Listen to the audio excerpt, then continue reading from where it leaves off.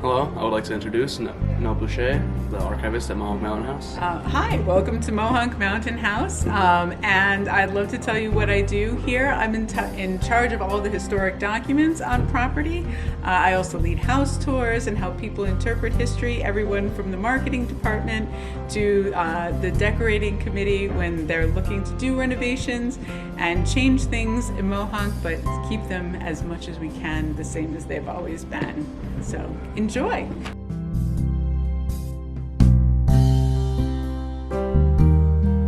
That was built in 1879, and that's the oldest building section. But of course, all of those other building sections that were there, we can't see. The original one was right underneath this part here, the parlor wing that hangs over the lake, and it was the original building was right on the lake's edge. It didn't actually hang over the lake, because in order to hang this far over the lake, you need steel trusses, and that little 10-room inn didn't have that. The initial purpose and uses of Mohonk Mountain House when it was first built, it was a 10-room inn that was purchased as a private family retreat, but within a year of purchasing the property, the founder, Albert Smiley, decided to run it as a resort for paying guests.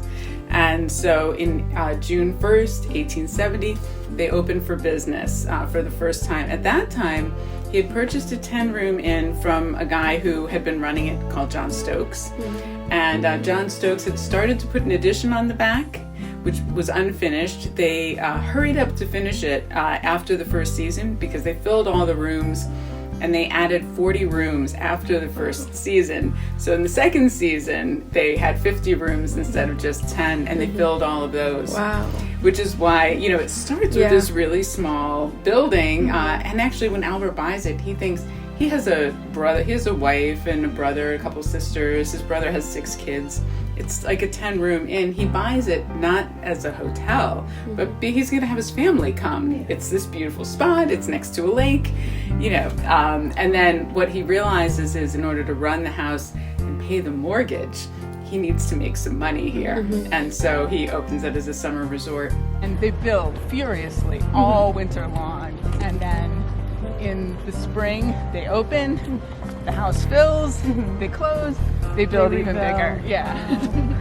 One of the entertainments was the libraries, because of course there's no TV, there's no radio at first, so there's really no entertainment except for live music performances. They would have lecturers come and give slide lectures. There were glass lantern slides starting in the 1890s, early 1900s.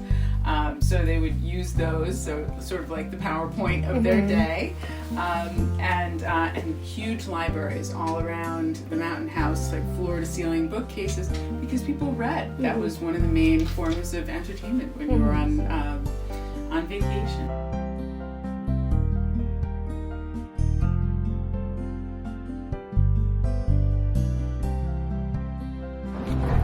For more information, go to mohonkmountainhouse.com or call 845-214-5300 for any more questions. Thank you.